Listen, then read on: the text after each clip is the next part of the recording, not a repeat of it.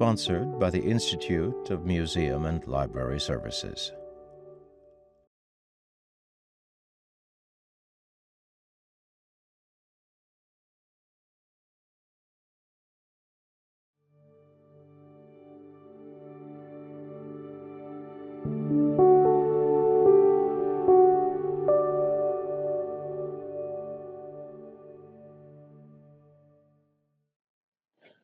Welcome to the National Book Festival. My name is Brandon Marshall, and I'm an 11th grade student at Duke Ellington School of the Arts in Washington, D.C. I'm interviewing Katie Zhao, author of How We Fall Apart. Thank you, Katie, for being here. I hadn't got the chance to read your book yet, but I read the blurb and it sounds phenomenal, and I can't wait to get my hands on a copy. Thank you so much. It's an honor to be here with you. So, could you please introduce yourself and tell us about your latest book? Yeah, certainly. So I'm Katie Zhao. I am the author of the forthcoming young adult dark academia thriller, How We Fall Apart. I've already written and debuted with middle grade fantasy. It was a series called The Dragon Warrior. And I also have another middle grade sci-fi coming out in September called Last Gamer Standing. But I believe today we're here to talk about How We Fall Apart, which comes out August 17th from Bloomsbury. How did you decide to write a mystery? That's a great question. So I feel like I've always sort of gravitated toward like mystery thriller in the contemporary genre. Just because like I really love fast-paced stories. I love, detective stories where you try to figure out what's going on in the story along with the main character. But I had never really seen that many with Asian main characters before, and I'd never seen one set at like an elite high school with an Asian main cast where the characters are trying to figure out this murder mystery while also like trying to stay at the top of their class. So I actually got the idea for the book in my senior year of high school when I was thinking, there's such great young adult mysteries or other stories set at these like elite institutions where these kids who are very preppy and very competitive are all like trying to deal with school, just like regular school problems, but also, sort of like trying to stay on top of their class. So I thought it'd be really cool if I did one with Asian main characters because at least at my high school, I always felt like, the kids who were like really, really serious about, studying and trying to get into top universities, they tended to be kids who had immigrant parents. And even though my high school had, I would say, like a pretty small Asian population, I did notice that like a lot of the Asian students who did attend my school were, the type that were like really, they put education first and they really wanted to get good grades. And I was a student like that in high school. So yeah, I got the idea when I was in my senior year of high school. And then I sat down to write the book about 3 years ago, finally, when I felt like I knew how to write it. And now it's coming out in August.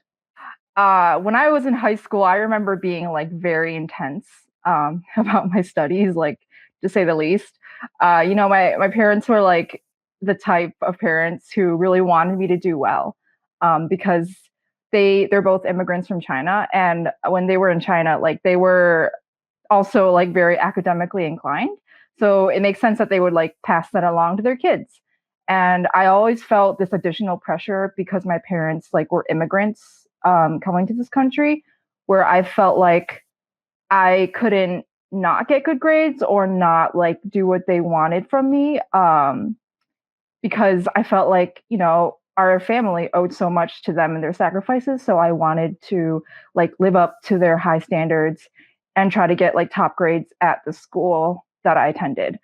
And I mean, I feel like in general, young adult has a lot of like school stories where a murder happens.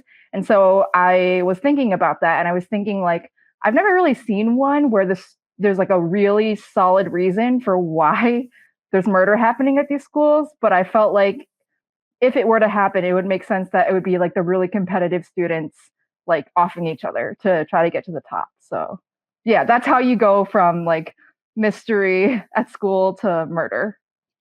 All right, awesome. Yeah, I also have gravitated toward. I've started to gravitate towards that thriller mystery genre as of late. Okay, Next question. When was the first time you saw a kid like yourself in a book, and what did that mean to you? I still remember really distinctly. It was Lisa Yee's book, Stanford Wong Flunks Big Time, I think is the name. And then there was a sequel called Millicent Min Girl Genius. And I must have been like 12, maybe 13 years old when I discovered those books. And it was the very first time that I saw like Asian American characters on a cover because those covers have like real like Asian models on them. And for me, it was like a shock to even see books like that. Like I didn't even know what they were about, but I just like grabbed the book because I was like, wow, this is a book with a cover that has someone like me on it. So I ended up like really liking the book too because they were the books because they were really relatable to me as an Asian American. And that was the first time where I felt like, maybe this writing thing that I really love to do, maybe there's something to it. And, if other Asian authors are getting published and writing stories about Asians, then maybe it's possible for me one day. What were some of your major goals when you decided you wanted to be an author? And would you say that you've achieved them, or are you on your way to doing so? Ooh, this is such a tricky question. It's a good question because I feel like for me, and I think a lot of writers think this way, like the goalposts are constantly moving. So I really do feel like the biggest goal that I've ever had with my writing, though, is just for it to touch the readers who need it the most. Because when I was a kid, I read books for comfort. Books brought me a lot of solace in my loneliest moments, in my darkest moments. Books always brought me a lot of joy. And when I read a book that even, wasn't a joyful book, if I could feel like I connected to the character, then I would just feel like in reading this book, I've understood some like very important aspect of life. So I think, yeah, ultimately my biggest goal is being able to reach readers and feeling like, I've left some kind of impact in their life and that, we've had some kind of dialogue wherein I impart a message, something that's important to me, some kind of message that I want to share, and they receive it and they understand what I'm trying to do. That's the most like fulfilling way that I look at my writing. What are some public opinions you've received on your book? Um, so I would say like for the most part, I've seen good feedback. Obviously, with like review journals like Kirkus or Publishers Weekly, like there's some feedback that's like this is done really well in the book, but then they'll also say like this could have been better. But the feedback that I remember the most is like when I get emails from young readers, or sometimes they'll like message me on Instagram, and they'll say, "I felt really seen in this part of the book," or "Your book really moved me in this way," or just that I really enjoyed this book, and I can't wait for what you write next. That's probably that. I mean, that is the best part of being an author. I've always really loved being able to interact with readers and getting to see their reactions. I started off like writing on Wattpad when I was in high school, and so I'm pretty used to like being able to like talk to readers or at least like hear their opinions. And I consider that to be like the most valuable type of feedback that I've received on my books so far. So, as you may know, the theme for this year's book festival is Open the Book, Open the World. So, what book or author opened the world to you when you were a kid? Such a great question. I want to say probably Rick Riordan with the Percy Jackson series. Like I remember when I was young, I was really into middle grade fantasy, and Percy Jackson was extra exciting because like it was a series that like really took off, obviously, and everyone in my class was like reading those books, even the kids who didn't like to read. And it was really cool because the first Percy Jackson book, The Lightning Thief, came out when I was in sixth grade, so I was Percy's age. And so that was one reason why everyone in my school was so excited, was because like Percy was like our age and we were growing up with him. And I remember like every year there was a new Percy Jackson book until the fifth book. And yeah, I really feel like that book series influenced me so much in terms of learning what makes a book really exciting for young readers and for reluctant readers. Because I think that's like the highest compliment is if you write a book and even like the most reluctant young readers will, say, hey, this was the book that really got me into reading, even though I don't like it usually. So yeah, I would say like that book really opened up a whole world for me, and it gave me such a love for middle grade fantasy. Percy Jackson is one of those series that just kind of sticks with you forever. And it's very, I guess, very readable is the right word. Like, even though I've read it like countless of times, I always have fun going back and rereading it again and again. How might your book open the world to others? I feel like, with at least like my middle grade books, I really wanted to write with, a story that's similar to Percy Jackson or just like middle grade adventure fantasy type stories. But I wanted to do it with like Chinese mythology and Chinese American culture. So the books are set across Chinatowns. And so for that series, I definitely really wanted to like open up the world of Chinatowns to readers and, make them think like, oh, Chinatowns are really cool. And they're places where, magic could potentially happen.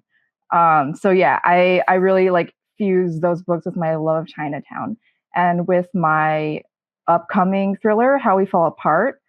I don't know if there's necessarily like a world that I want to open up to readers. Although I would say like I did do a good amount of world building with the elite prep school in the book, which is Sinclair Prep.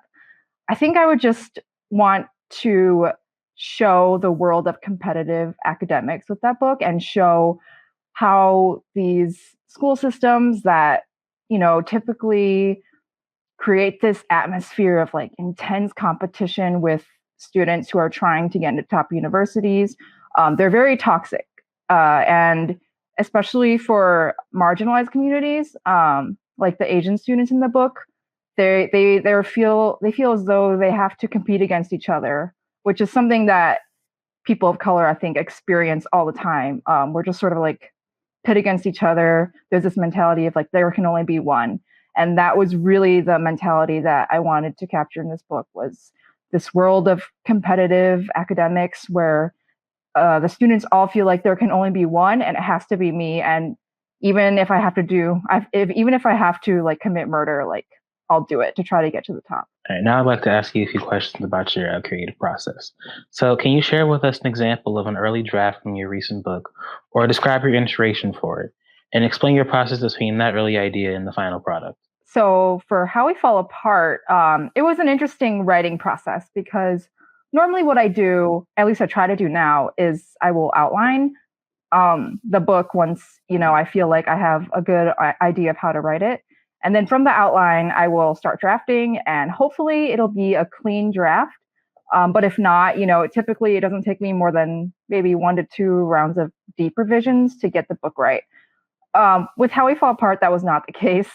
I started out with an outline, but then while I was drafting, I deviated from it. And it was really a book, I feel like, where I was learning how to write. And I'd never like really written thrillers before. So it was kind of a new experience for me.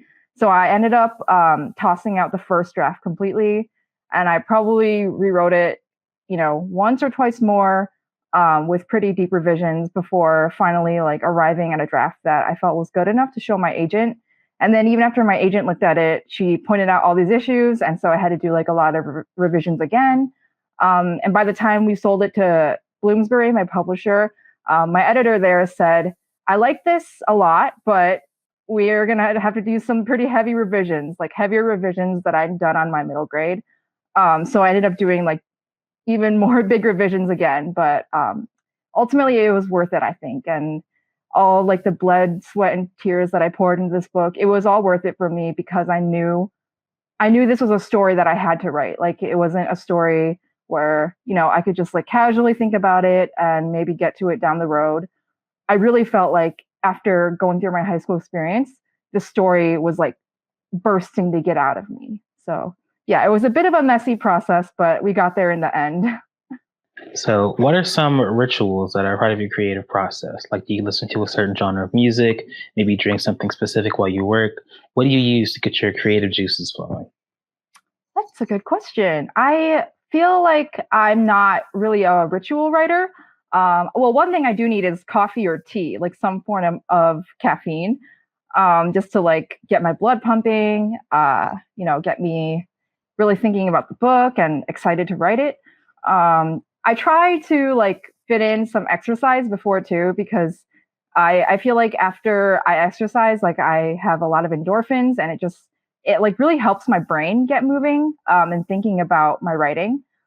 But other than that, I wouldn't say I necessarily have a routine or one playlist of music. But it usually with me and music, it's just whatever I feel like fits the vibe of the book. Like for my middle grade, I gravitate more toward like fantasy soundtracks from, just from like fantasy movies. And then with How We Fall Apart, I think I just listened to like a random selection of music while drafting it. But even though like it's a little later now and I'm no longer drafting it, sometimes like I'll listen to like Olivia Rodrigo's album Sour, and just like think when I'm like thinking about that book, just because I feel like she really captures like the angst of high school really well. And I do feel like if I were like drafting this book now, I would be having that album on loop while drafting it, because it fits the vibe of the story really well, I think. Yeah, I'm an artist. I go to an art school, and definitely like having like a certain drink, listening to certain music is a very big part of my creative process too. When I'm coming up with a piece idea or even just drafting something. Okay, so what advice do you have for aspiring young writers? I would just say read as much as you can. I think for me, like, yes, writing is important. And I practiced a lot of writing when I was younger. But more important than that is reading widely, reading voraciously. And I mean, I do feel like I got a lot of like my skill with writing just from like reading different kinds of books. Like I would go from Percy Jackson to like a young adult thriller to like a young adult romance to like sometimes adult fantasy. So my reading tastes have always been like all over the place. And I feel like it's really helped me develop my own style of writing, because I just like, immerse myself in so many different writers, like voices and worlds. And I really learned, what I like to read and what I like to write. And so, when I was younger, I actually, whenever I would write a story or something for class, every single time the teacher would tell me, your voice and style is just, it's so distinct. Like it really makes your writing stand out. And I really do feel like it was because like I read so widely that I was able to develop a voice early. So yeah, I think, ultimately what helps writers stand out from each other is just having like a voice and style that's very distinct, having a very distinct like writing style, kind of story that you write. And so, yeah, I would just advise any young writers to keep reading and obviously keep writing too, because that's important. But I do feel like for me, reading was the most important thing that helped me get into, um, to help me discover my voice and become the writer that I am today. Can you talk about how you develop your characters and especially how you develop a villain? Yeah, that's a great question. So for me, I feel like I have to know the characters before anything else in the story in order for me to write it properly. I really, really love character-driven stories, and I feel like if you, as a reader, I feel like if the writer develops a character who's really fascinating, whether they're like, a very good character or a character who commits like, uh, you know, or just like a character who isn't very moral. As long as I feel like I'm really invested in that character, like the world and everything else comes second to me. So when I was developing the characters for How We Fall Apart, I had to like really think about each of their personalities and how they stand within like the power structure in the school in the book. And I just wanted to make sure that like the group felt cohesive, but that everyone had very distinct lives and personalities. And in terms of writing villains, I feel like I tend to gravitate more toward the villains just because they're more interesting to write. Because I don't know, I'm really fascinated by characters who go against the grain of what should be considered moral. And so with the villain character and How We Fall Apart, I honestly feel like you could say there are multiple villains. But yeah, I just like, I sort of created these characters who go against everything that I would believe is right, and who just like continue to like get away with whatever they're doing. Although they don't get away with everything in the end. I'll say that much. But yeah, I honestly like the reason why this book took me so long is because, it took me so long to really understand the characters and feel like I understood their development enough to like write a well-rounded story. Okay. Who are some of your favorite villains in pop culture right now that might have influenced your villain in the book? So this is a really great question. Uh, the book Vicious by V.E. Schwab.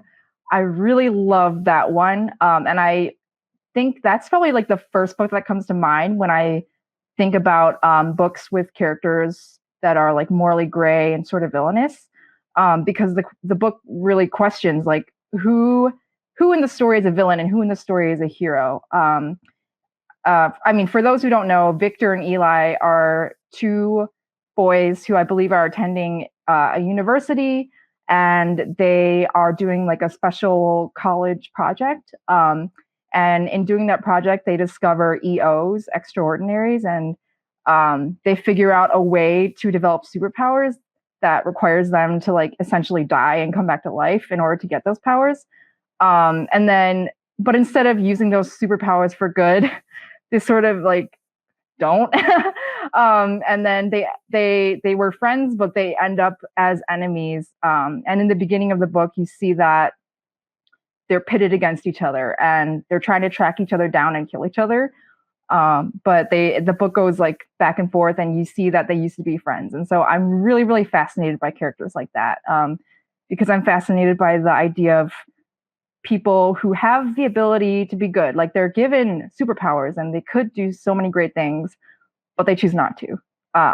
So yeah, those are probably like some of my favorite villains.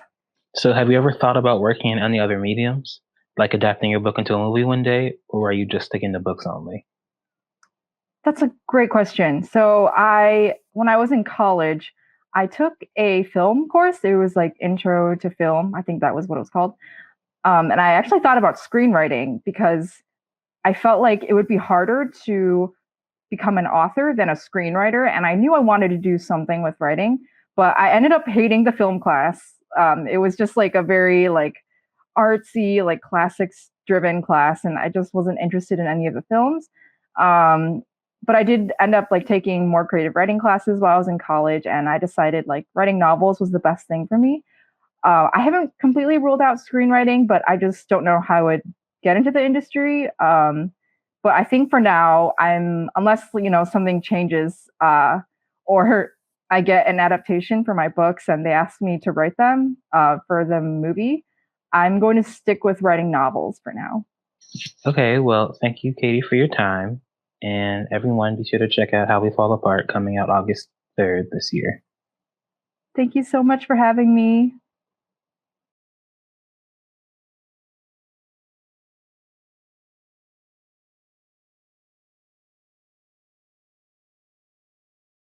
Hi, my name is Courtney. I'm Christina, and we're at the Library of Congress today. This summer, we worked with teams from across the country to learn more about the library and explore its unique resources, collections, and events. This building is so pretty. Yeah, and it's open to everyone to visit. And you can access its resources from anywhere in the world. This is your library. Take it away, Emma. Hi, I'm Emma in Massachusetts. The library's website has a ton of digitized materials you can access from anywhere. Just do a search and see what you can find. Whether you're completing a project or just looking for a picture, the library has hundreds upon thousands of materials ready at your fingertips. You're on, Eddie. Hello, I'm Etty from Texas, and one of my favorite resources on the library's website is Chronicling America, a searchable collection of historical newspapers. I was especially amazed by this one, College Students' Activism During the Civil Rights Movement. This is a fantastic resource for school research papers. Your turn, Nina. Hi, I'm Nina in Ohio. Do you have an undying curiosity about all things past and present? The library's website features lots of research guides. Like this research guide about past Olympics. Did you know that the Olympic Games were canceled during World War I and World War II? And the 2020 Olympic Games were postponed due to the COVID-19 pandemic. Now they're ongoing, which is great. Take it away, Karen. Hi, I'm Karen from New Jersey, and I found this film of a gay pride march from 1968 fascinating. This was a year before the Stonewall Uprising. There's so much to explore. And if you love history and want to do more, you can help transcribe and tag documents to make them more accessible for others with the Libraries by the People project. As you can see, the library isn't just for people who live in DC, researchers, and members of Congress. And it has more than just books. It holds newspapers, photographs, video and sound recordings, maps, manuscripts, and more. And the library isn't just about the past, it celebrates things about today. Every year, the National Book Festival features many authors and the stories they have to share. You can connect with your favorite authors and their work by watching an interview or listening to a podcast anytime, or by joining a live Q&A during the festival.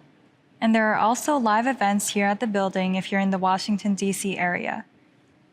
So the Library of Congress is your library. Your library. Your library. Your library. Your library. Your library. Your library.